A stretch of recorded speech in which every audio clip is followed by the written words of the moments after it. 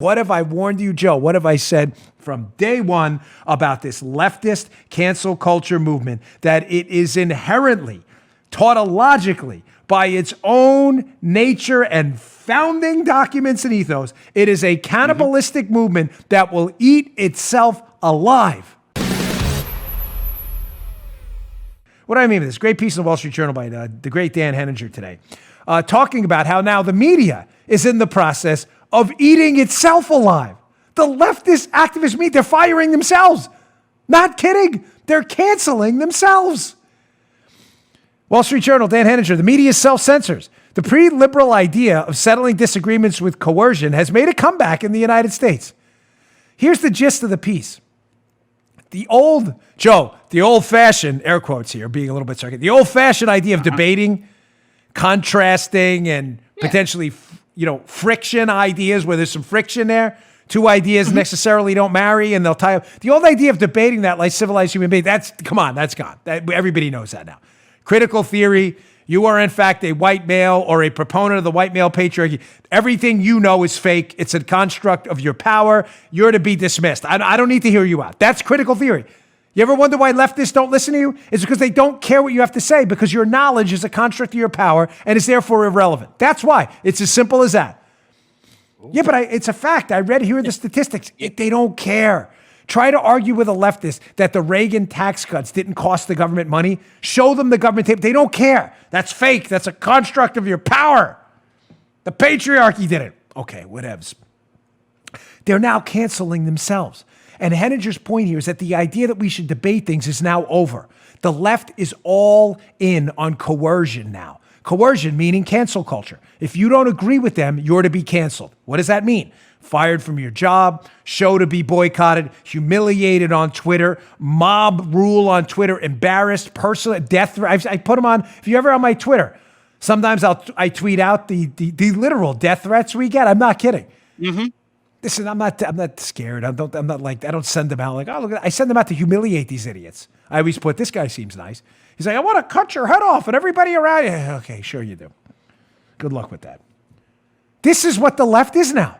They're forget dialogue. They're not interested. Trump's helped the black community. We had historically low black unemployment. We had efforts in the criminal justice reform, which again, I didn't even support, but many members of the black community did. They don't care. Trump's part of the patriarchy. They don't care. His knowledge and what he supports is irrelevant. They don't care. They are all in on coercion.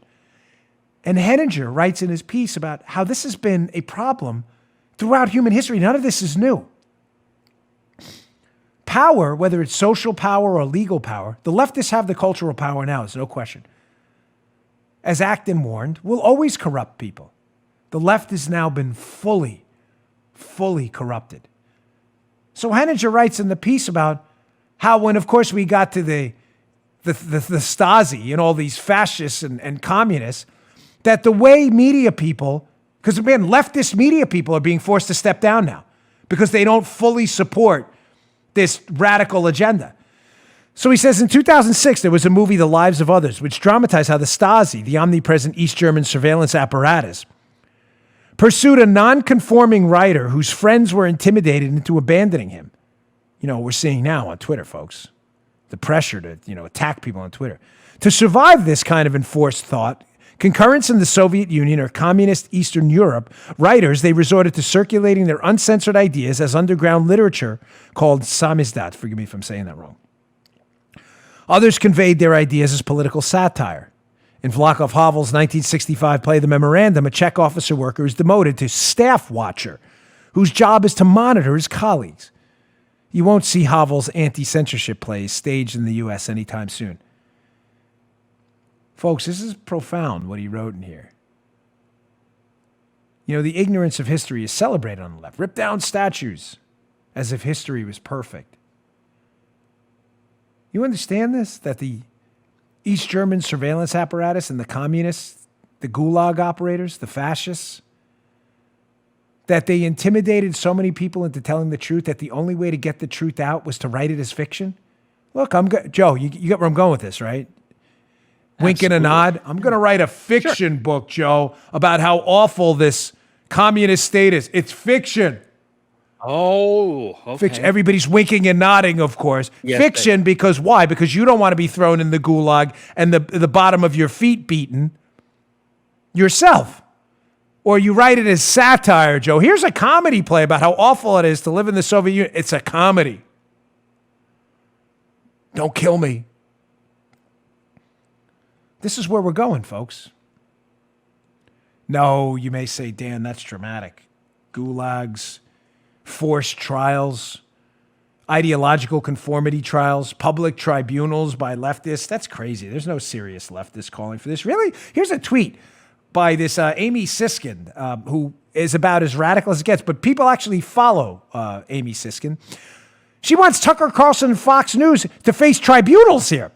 Quote, Amy Siskin, Tucker Carlson and Fox News have blood on their hands. When this is all over, I hope they face hearings and trials for their roles in deaths and violence through gaslighting, lies, and propaganda. Let the tribunals begin. Amy Siskin. Tribunal, you know, what was that? The Dark Knight Returns, was that the one? Where the Scarecrow guy's holding court? And what was it? Guilty, you walk out on the ice, and not guilty, they shoot you on the ice or something. Remember they want the tribunals. What was it? Savion, what was the actor? Chris, I don't know the guy's name. The guy, I can picture his face, though. I'm terrible with actors. Forgive me. I know I'll get a million emails. But he's sitting there as the Scarecrow. Everybody, you were guilty or not guilty, didn't matter. Penalty was the same. Walk out on the ice and die or freeze to death. Amy Siskin, let the tribunals begin. How is Amy Siskin different from what the thought police do in communist countries? Please explain. Please explain. She just doesn't agree with what Tucker Carlson said. So she needs him silenced. Let the tribunals begin. Tribunals tomorrow. Will there be a death penalty, Ms. Siskin? Can you explain to me how these trials will work? Are you going to be the judge? Are you going to be the executioner too? Are you actually going to drop the guillotine? Or are you going to get someone else to do that? You just heard The Dan Bongino Show. You can also get Dan's podcasts on iTunes or SoundCloud. And follow Dan on Twitter 24/7 @DBongino.